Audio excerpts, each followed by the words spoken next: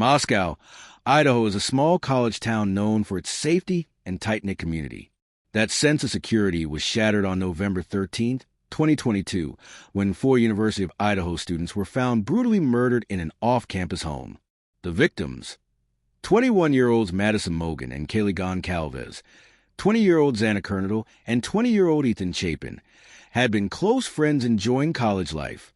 The 3 young women were housemates, and Ethan was Xana's boyfriend staying over that night. All 4 were discovered stabbed to death in their bedrooms, likely ambushed in their sleep by an unknown intruder. The killings were carried out with a large, fixed-blade knife, and some victims showed signs of trying to fight back. It was a crime of extraordinary brutality. One victim, Kaylee, was later revealed to have been stabbed over 30 times. The kind of horror that just doesn't happen in Moscow, a town of 25,000 that hadn't seen a murder in years. The news of the murders left the University of Idaho community in shock and grief. As word spread, fear gripped the campus. Students were terrified that a killer was on the loose. Nearly half of the student body chose not to return to campus after tragedy, attending classes remotely rather than risk being in town with an unknown murderer at large. Those who stayed took precautions like traveling in groups or getting security escorts to walk them to class. Memorials and candlelight vigils were held for Madison, Kaylee, Xana, and Ethan, with tearful friends and family mourning the 4 vibrant young lives cut short. The small farming community was utterly shell-shocked by the crime. Police assured the public that this appeared to be a targeted attack, yet initially gave mixed messages about the threat level. In the first days, authorities suggested there was no ongoing danger, only to later admit they cannot say that there is no threat to the community, while the suspect remained at large. Moscow had never experienced anything like this, and anxiety hung thick in the air as everyone awaited answers. Who could have done such a thing and why? In the early morning hours of November 13th, the King Road rental house where the victims lived descended into horror. The previous night had been a typical Saturday for college friends. Maddie and Kaylee went out to a local bar and stopped by a food truck, while Xana and Ethan attended a fraternity party. By around 2 a.m., all 4 had returned home to what should have been a safe haven. Unbeknownst to them, a predator was lurking. Sometime around 4 a.m., that intruder entered the home, possibly through a sliding glass door on the 2nd floor, since there were no signs of forced entry, and one door was found left open by police. Inside the quiet house, the attacker moved from room to room, wielding a large knife. In a swift and vicious onslaught, the killer stabbed Madison and Kaylee to death in one bedroom, and Xana and Ethan in another. Investigators believe the victims were likely asleep at the start of the ambush and had little chance to react. Some did try to fight. Defensive wounds indicated that at least one of the students awoke and struggled desperately against the knife-wielding assailant. A surviving roommate, identified in court documents as DM, lived on the 2nd floor and had an encounter that night which reads like a scene from a nightmare. According to a police affidavit, DM was awakened by noises, what sounded like Kaylee playing with her dog, and muffled crying from Xana's room. Peeking out of her bedroom, she heard a male voice calmly say, "It's okay, I'm going to help you," which only confused her. On her 3rd glance out her door, DM was frozen in terror. She saw a figure clad in black clothing and a mask covering the person's mouth and nose walking past her toward the back sliding door. The stranger was a tall male, athletically built but not very muscular, with bushy eyebrows, she recalled. He did not harm her. Instead, this masked man walked right by the stunned roommate and exited through the sliding glass door into the night. In shock and paralyzed by fear, DM locked her door, not fully understanding the carnage that had just occurred upstairs. This harrowing eyewitness account, seeing a dark-clad intruder with bushy eyebrows, would later become a crucial piece of the investigation. It wasn't until late the next morning, around 11:58 a.m., that a 911 call finally summoned police to the house. The surviving roommates had apparently fallen into a state of confusion and shock, initially believing one of the victims on the 2nd floor had simply passed out and wouldn't wake up. They called friends over, and upon discovering the bloody scene, someone dialed 911 reporting an unconscious person. First responders arrived to a truly gruesome discovery. For young people brutally stabbed to death, blood stains on the floors and walls, and no suspect in sight. The sheer brutality stunned even seasoned officers. The local police chief described it as one of the worst crimes he'd ever seen in the area. Outside, bewildered friends and neighbors huddled together as officers secured the crime scene, yellow tape fluttering in the cold wind. How could this have happened without anyone hearing screams? Why were 2 roommates spared? The question swirled as the community's nightmare was just beginning. Immediately, a massive investigation was launched to hunt down the killer before he could strike again. The Moscow Police Department, aided by the Idaho State Police and dozens of FBI agents, mobilized every resource to crack the case. The investigation that unfolded was methodical and laden with forensic sleuthing, ultimately leading to an unlikely suspect, Bryan Kohberger, a 28-year-old Ph.D. student of criminology. In those tense early weeks, though, Kohberger wasn't even on the public radar. Detectives focused on the evidence left behind by the killer. One critical clue came from the crime scene itself. On Madison's bed, they found a knife sheath, a leather cover for a military-style K-bar combat knife, lying next to the victims' bodies. This sheath bore the U.S. Marine Corps insignia and, crucially, had a single source of male DNA on the snap closure. Investigators had DNA, but no immediate match in any criminal database. It was a genetic fingerprint of a mystery man. Another major lead came from outside the house. Surveillance footage from the neighborhood revealed a white Hyundai Elantra repeatedly circling the area around the time of the murders. The car was spotted on multiple cameras in the vicinity between 3 o'clock and 4 a.m., arousing suspicion that its driver may have been the killer fleeing the scene. Authorities put out a call to the public for help finding a white 2011 to 2013 Hyundai Elantra, and they began painstakingly checking vehicle registrations. By late December, this process led them to Bryan Kohberger, who drove a 2015 white Hyundai Elantra registered his name and was residing just across the state line in Pullman, Washington. Pullman is only about 8 miles from Moscow, roughly a 15-minute drive, where Kohberger was pursuing a Ph.D. in criminology at Washington State University.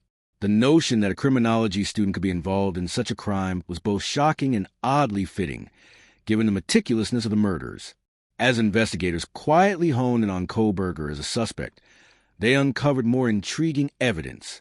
Cell phone records showed that Kohberger's phone had been near the victim's house at least a dozen times in the months before the murders, often late at night or early in the morning. This suggested the possibility of stalking or scouting out the location.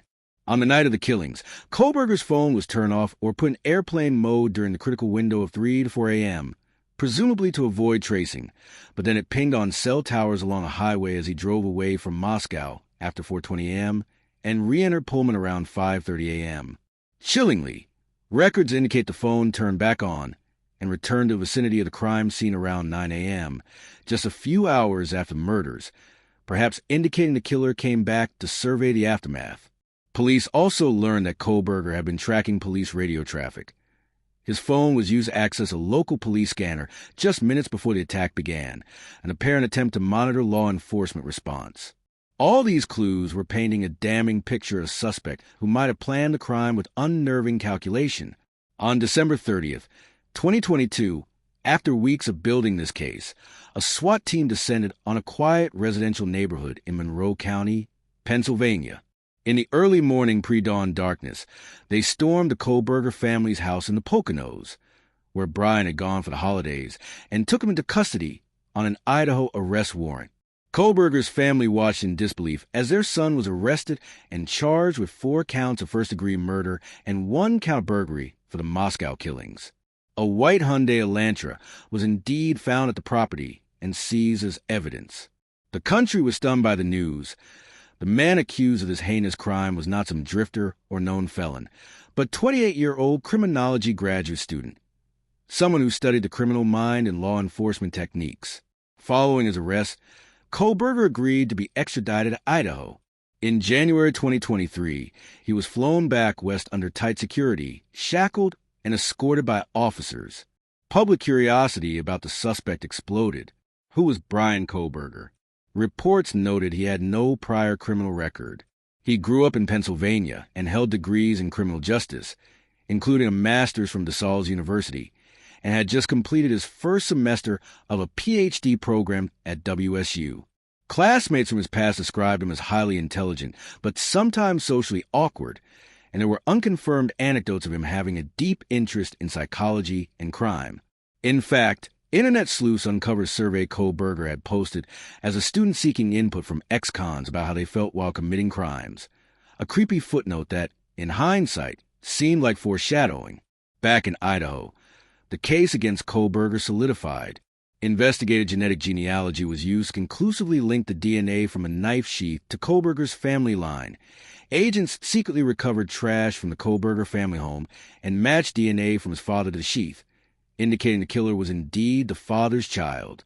Once Kohberger was in custody, police swabbed his cheek for a direct DNA comparison, which came back as a match to the sheath DNA, virtually sealing the forensic evidence. Additionally, a search of Kohberger's WSU apartment and office yielded further clues. They seized a collection of dark clothing, a pair of size 13 shoes, and a glove, among other items. Notably, they found a possible blood stain on a mattress cover and a pillow. Tests would be needed to see if that was human blood, and if it matched any of the victims. Inside Kohberger's car, investigators discovered a collection of hair strands, including one suspected animal hair that might have come from Kaylee's dog, and other fibers. They also found a shovel and soil samples in the trunk. Later testing indicated the soil on the shovel likely came from a riverbank area around Moscow, raising the eerie possibility that Kohberger may have used that shovel to dispose of the murder weapon or other evidence, though exhaustive searches never found the knife itself. Indeed, the murder weapon was never recovered despite extensive efforts, one of several lingering mysteries in this case. By the time Bryan Kohberger made his initial court appearances in Idaho, the public and media were intensely fixated on the case. In June 2023, a grand jury indicted him and he faced arraignment. Kohberger remained stone-faced in court, at one point standing silent rather than voicing a plea, prompting the judge to enter a plea of not guilty on his behalf. Prosecutors announced they would seek the death penalty given the heinous nature of the crime. A trial was tentatively set for the fall of 2023. As the legal process ground forward, Kohberger's defense team began challenging the evidence.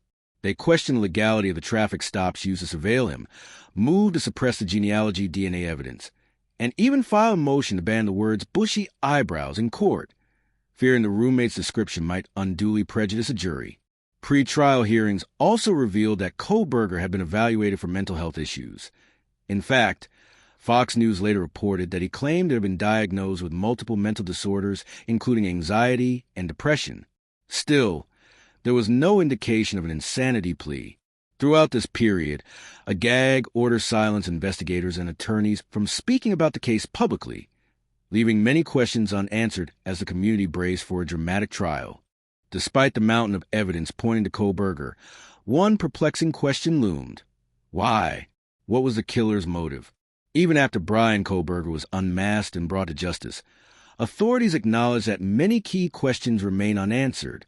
Investigators found no clear connection between Kohberger and the victims prior to the crime. He apparently did not know them personally, and any interactions, if they occurred at all, were fleeting. Early speculation ran rampant. Some wondered if Kohberger had become obsessed with one of the young women after seeing her at a local restaurant or on social media.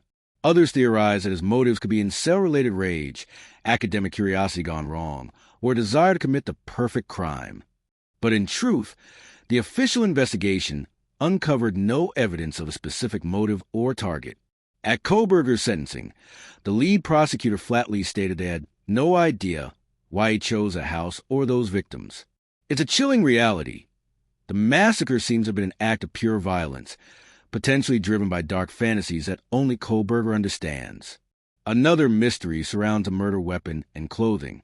The fixed-blade knife Kohberger used to stab four people was never found. Despite searching his apartment, office, parents' home, and even scouring rural areas with metal detectors and dive teams, law enforcement never recovered a blade or any blood-stained clothing. Kohberger had a several-week head start between the murders and becoming a suspect, giving him time to hide or destroy evidence. Investigators revealed that he wiped his digital devices using specialized software, likely trying to erase any incriminating searches or communications. He seemed disturbingly aware of forensic and technological countermeasures, Not surprising for a criminology student. Yet even with this cunning, he left that crucial DNA on the sheath, which ultimately unraveled his perfect crime. Still, the absence of the knife leaves an unsettling void. Without it, we may never know if he kept it as a twisted trophy or threw it into some river or gorge around Moscow. What did he do with the weapon and his bloody clothes? It's a question that haunts the case to this day. As the case headed toward trial, more eerie details trickled out from newly unsealed documents. Police interviews and search warrants painted a picture of Kohberger's behavior before and after murders. One surviving roommate recalled that about a month prior, Kaylee had complained of a strange man watching the house. She had spotted someone in the dark, looking at their home from a nearby field. Could that have been Kohberger stalking them? Phone data suggests it's possible he was surveilling the area. Additionally, investigators disclosed that while combing through Kohberger's digital history, they uncovered a trove of selfie photos on his phone, including images of Kohberger shirtless, flexing his muscles, and one taken just after the murders that showed a small cut on his hand. Was that a defensive wound from a victim? We can only wonder. They also tracked an online persona initially suspected to be the killer, a Facebook user called Papa Roger, who had discussed details of the crime in a true crime group. But police ultimately determined that was not Kohberger, dispelling one internet rumor. In many ways, the Kohberger case became a modern whodunit that the public followed with morbid fascination, each new revelation spawning more questions. Perhaps the biggest mystery left is the inner workings of Bryan Kohberger's mind. Why would someone with his background, a criminology scholar who should have been working to understand and prevent crime, commit such a horrific act? People who knew him have struggled to reconcile the student and teaching assistant they interacted with and the cold-blooded killer described by police. Kohberger himself has never offered any explanation. When given the chance to speak in court, he declined to make a statement. He never apologized, never confessed in his own words, never shed light on what drove him. As the lead investigator lamented, "We don't know the motive." Even the judge in the case suggested that perhaps it's fruitless to search for rational answers behind such grotesque act of evil. The mystery of Bryan Kohberger's motive may endure forever, locked away in a mind now deemed capable of monstrous deeds. And for the families of Madison, Kaylee, Xana, and Ethan, that lack of answers is its own kind of torment. The legal saga of the Idaho student murders took a dramatic turn in mid-2025. After initially preparing for a capital murder trial, Bryan Kohberger unexpectedly agreed to a plea deal in July 2025, sparing him the death penalty in exchange for admitting guilt. In a packed Boise courtroom nearly 3 years after the killings, Kohberger stood and answered yes when the judge asked if he killed and murdered each of the 4 victims. It was a moment of vindication for the victims' families, though it came without any apology or explanation from the killer. Kohberger offered no statement to court, exercising his right to remain silent even as he formally confessed. The judge then pronounced the only sentence possible now: life in prison without the possibility of parole. In fact, Kohberger received 4 consecutive life sentences, one for each precious life he took, plus an additional 10-year sentence for the burglary charge. He will spend the rest of his natural life behind bars. Time to end his 15 minutes of fame, Judge Stephen Hippler declared, denouncing Kohberger as a faceless coward who slithered into that home to senselessly slaughter for innocent people. The judge said he could find nothing redeeming about Kohberger, labeling him the worst of the worst. With that, Bryan Kohberger was led away in shackles, destined to die in prison for his crimes. The sentencing hearing was emotionally charged and cathartic for the victims' loved ones.